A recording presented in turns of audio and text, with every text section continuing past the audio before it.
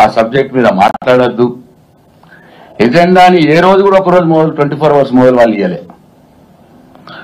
ఏ రోజు కూడా. అయితే అర్ధరాత్రి లేకపోతే అదే రోజు మార్నింగ్, ఎర్లీ మార్నింగ్. ఇట్లా ఎజెండా పంపడం విషయంలో కావచ్చు, సభ్యుల తిట్టదండకం కావచ్చు, ముఖ్యమంత్రి గారి హావభావాలు కావచ్చు, ఆయన తిట్టదండకం కావచ్చు, ధర్మిలా మొత్తం వ్యవహారం అంతా చూసి, అసెంబ్లీ వ్యవహారం అంతా చూసి, మరి ఇవాళ ఆయన ఎంఐఎం కాంగ్రెస్ పార్టీ మిత్రపక్షం అని చెప్పుకుంటున్నాడు. ఆయన ఏమన్నా అన్నాడు, ఆయన మిత్రపక్ష సభ్యుడైనటువంటి ఎంఐఎం సభ్యుడు, సీనియర్ సభ్యుడు అక్బరుద్దీన్ ఓవైసీ గారు కూడా పాపమైన బాధతో, అంటే ఈ వ్యవహారాన్ని అంతా చూసి 25 సంవత్సరాలుగా నేను సభలో ఉన్నాను, ఇంత అధ్వాన్నంగా సభ నిర్వహించడం నేను ఎప్పుడు చూడలేదు అని ఆయన ఆన్ రికార్డ్ మాట్లాడినాడు అక్బరుద్దీన్ ఓవైసీ గారు. అంటే ఇవాళ అసెంబ్లీ నడిచిన తీరుకు ఆయన వ్యాఖ్యలు, ఆయన అసెంబ్లీలో ఆయన చేసిన వ్యాఖ్యలే దీనికి అడ్డం పడతాయి, నిదర్శనం అని చెప్పి నేను భావిస్తా ఉన్నాం. రేవంత్ రెడ్డి గారు జనరల్ గా ముఖ్యమంత్రి గారు అంటే ఏంటి, సభకు సభానాయకుడిగా వ్యవహరించాలి. ఆయన సభానాయకుడు కాకుండా ఒక అటవిక రాజ్యానికి రాజు ఎట్లయితే అటవికంగా ప్రవర్తిస్తాడో అట్లా ప్రవర్తించినాడు.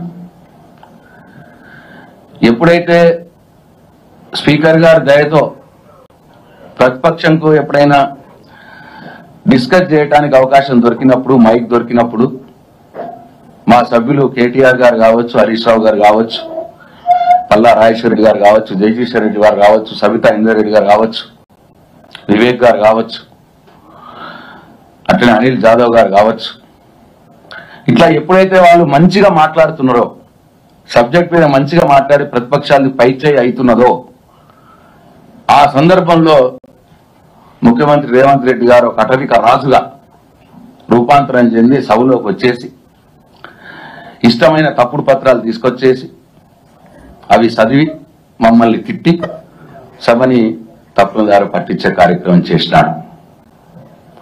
మా ఏ చర్చ కూడా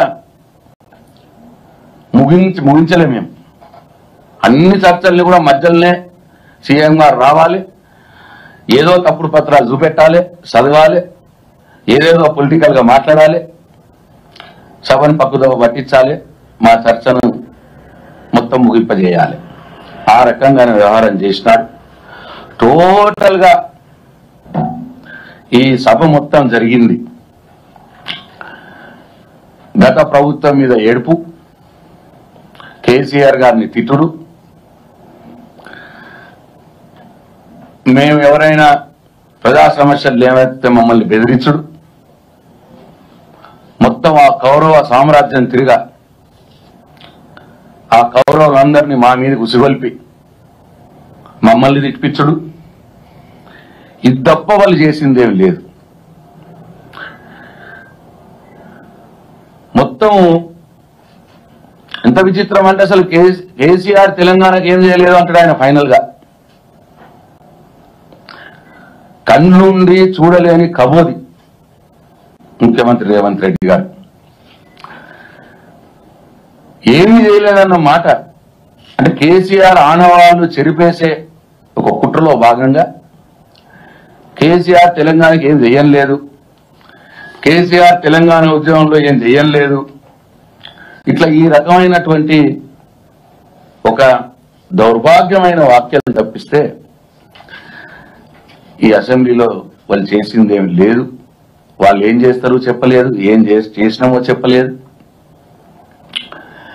మా మీద ఏడ్చుడు, కేసీఆర్ని తిట్టుడు, గత ప్రభుత్వం మీద నిందల మోపుడు, బుర్రదల్లుడు, మమ్మల్ని బెదిరించుడు, మమ్మల్ని అవమానాలు చేసుడు, అది తప్పిస్తే ఈ సభలో జరిగిందేమి లేదు. అది మీరు చూసినారు, మొత్తం తెలంగాణ రాష్ట్ర ప్రజానీకం కూడా చూసింది. ఇకపోతే ముఖ్యంగా మేము కాన్సన్ట్రేట్ చేసింది, ఎందుకంటే శాసనసభ అనేది ప్రజల యొక్క ఆకాంక్షలని ప్రభుత్వానికి శాసనసభలో తెలియజెప్పేందుకు, ఒకవేళ వారు ఇచ్చిన హామీలు నెరవేర్చకపోతే ఎందుకు నెరవేర్చలేదు అని ప్రశ్నించడానికి, ఆ హామీలు అమలయ్యే విధంగా ప్రభుత్వం మీద ఒత్తిడి తెచ్చి ప్రభుత్వంచే హామీలు అమలు చేస్తామని చెప్పి మాట తీసుకోవటానికే శాసనసభ.